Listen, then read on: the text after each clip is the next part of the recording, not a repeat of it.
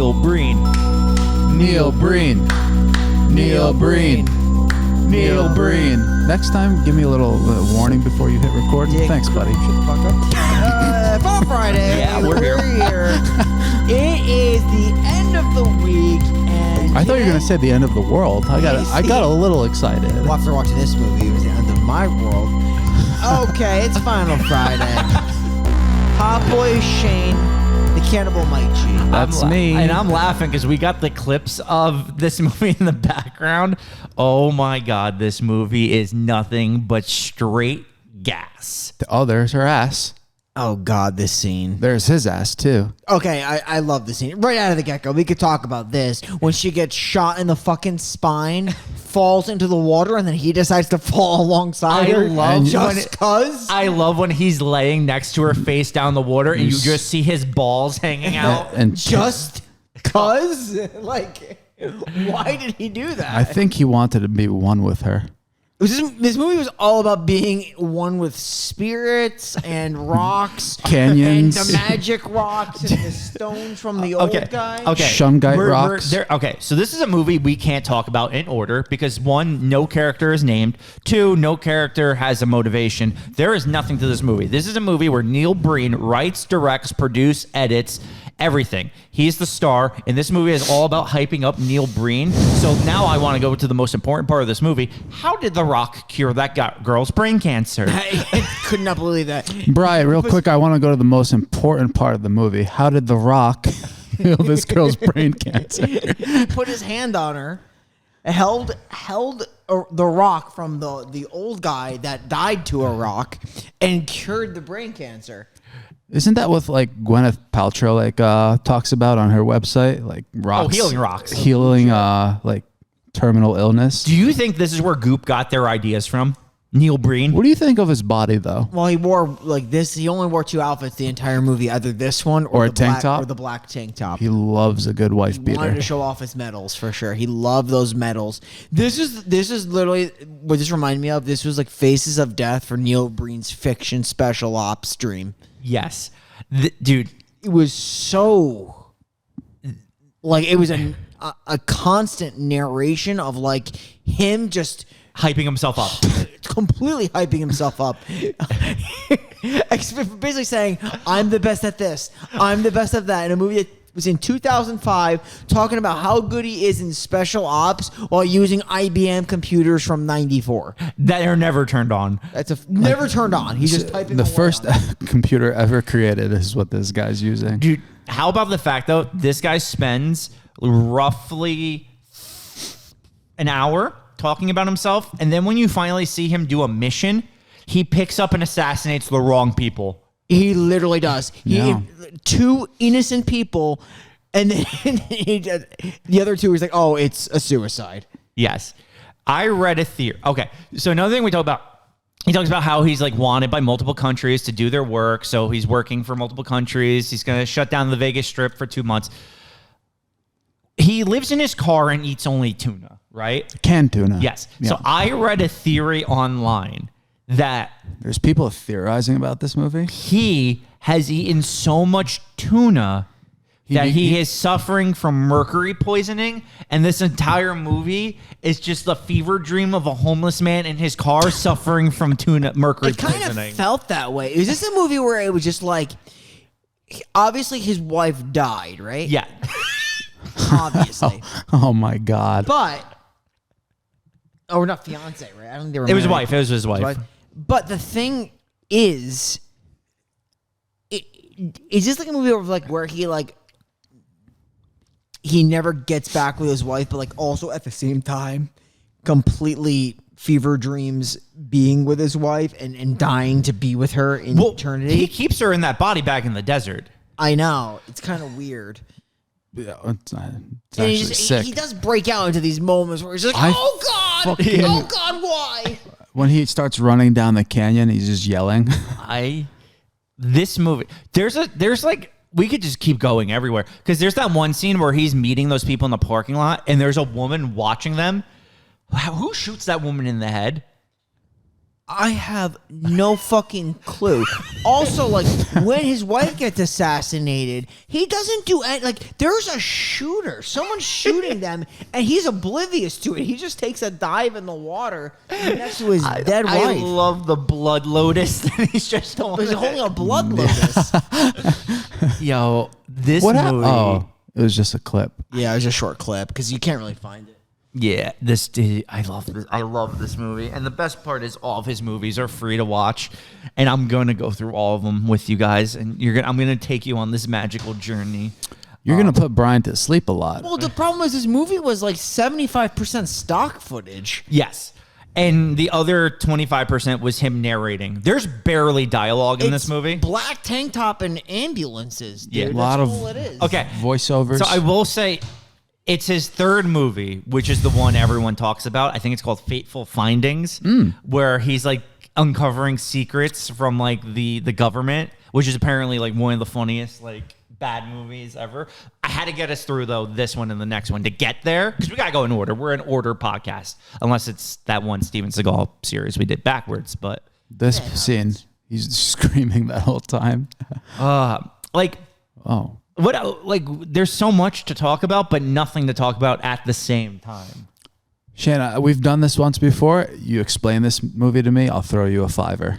Okay, so Neil Breen is an ex-CIA agent. He used to be their top hitman, but he was so good they had to assassinate him.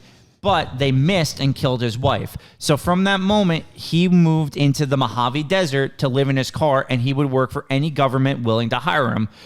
So he was a traitor to the country. And his newest job was to shut down the Las Vegas Strip for 2 months using a biochemical, which he's trading anthrax for this biochemical, and then it's going to shut down the entire strip.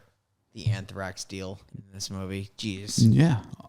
I'm going to give you a $5. That was pretty good. You don't actually have to give me 5, but I think that is what happened in this movie. Yeah, it is.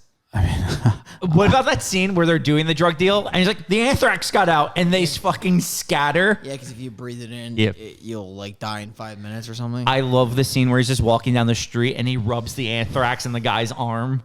Yeah. And I love how he knows that, like, I guess for being such a good operative. Yes. That, like, that girl that hit into his car, like, tagged his car.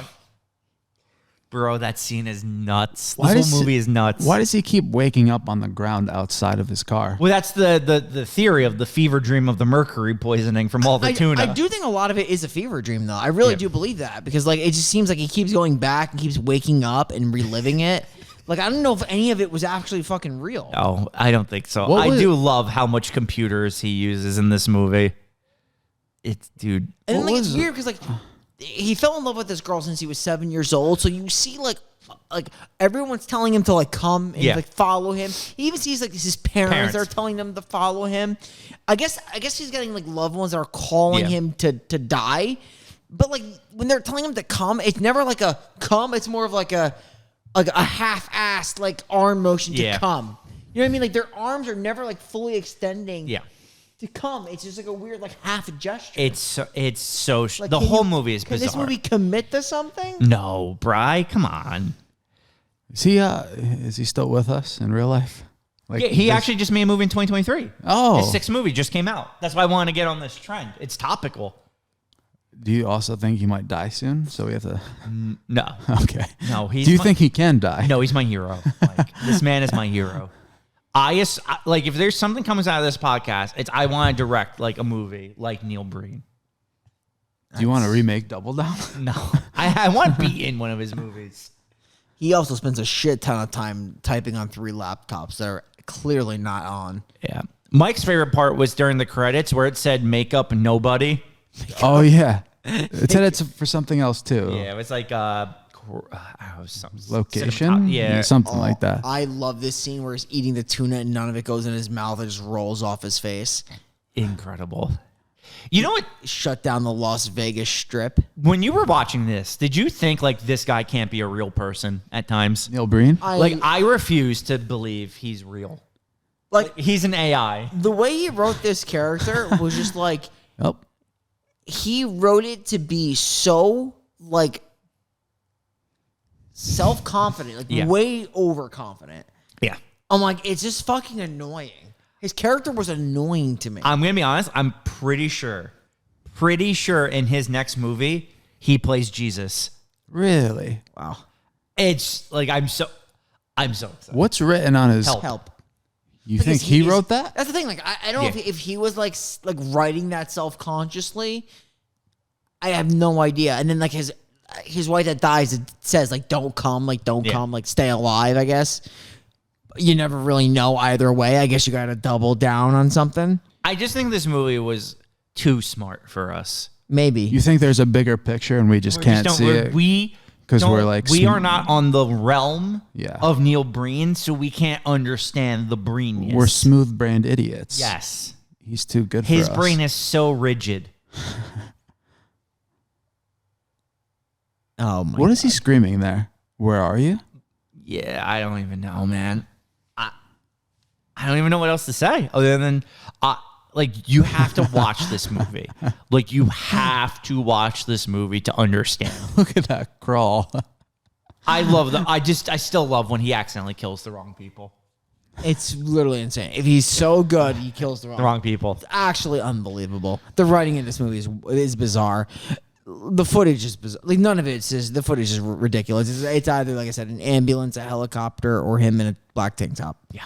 What do you think it cost them to make Oh my this? God! Did you think at first in that scene that was supposed to be real facial hair before he ripped it off? There's his his balls. There's his balls. I don't get that scene either. Is he supposed to think he wishes he was dead? Is he dead? Did he maybe die? I don't know. That's what I'm saying. We're not on the level. It's so good. This whole movie. This is terrible. Oh my God. I feel like this episode's short, but I actually don't know what else to say. Yeah. I mean, it is what it is what it is. It's a completely narrative movie. He Yeah. narrates the whole thing. I mean, unless you guys got something else to add. I am lost. Anthrax, black tank top, wife dying, Blood Lotus. Yeah. His taint. The old man that like literally falls on a rock and dies and gives him the rock that heals brain cancer. Yeah. All right, I guess my only other thing is, does he think that the rock? He tries to use the rock to actually resurrect his wife's body. yes, he thinks The Rock can do that, but it just heals brain cancer. And the soul of his wife tells him, No. don't do that. Yeah. Maybe if he got the actual rock. But how does that rock actually Work? How is that the miracle? I think it's just a fever. I'm going to chalk this movie up to a fever It's dream. the whole thing's a fever dream. Yeah. I agree. Actually, I do agree. He's in the desert. He's having mirages and stuff. Yeah. All right. Let's do it. Up or down, boys, because I know where I'm I going. think I know where everyone's going here. Up 120%. You have to I kind of see feel this like I have movie. to. I feel like I have to. This movie was horrible. It was so hard to watch. How many times did you fall asleep? Dude, 6, 7? Yes. Wow. I'm not kidding you. It was. I had to like rewatch this movie like 3 times. Is it sick? I gave this movie a 6 on IMDb. Yeah. I gave it an. Did you want it? You wanted I it. could have. If I wish I could have zeroed it. Wow. It was probably the worst movie I've seen on this podcast.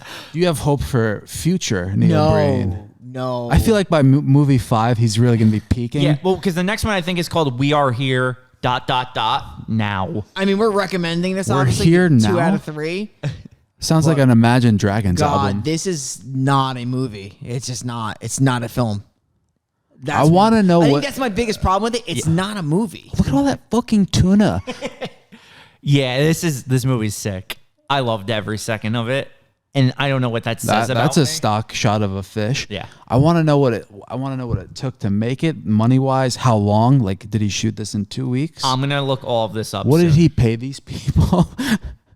Yeah, that's it. It's been recommended. Next week, don't worry, Bri. We're going to a good one. Are we though? Yeah, next week's The Crooked Man. Oh, I forgot about that scene where he hired the prostitute only to die. I forgot about that scene too. If I'm being Let's honest. when we're done recording, let's look up Neil Breen interviews, see what he's like. I have a feeling this is who he's like. Yeah, feel I like think this is exactly him. This Is that just him right there? Yeah, On the cutting room floor. we're gonna have to look this up. I tell you that I like his body. Yeah, no, he's got a great body. But Crooked Man.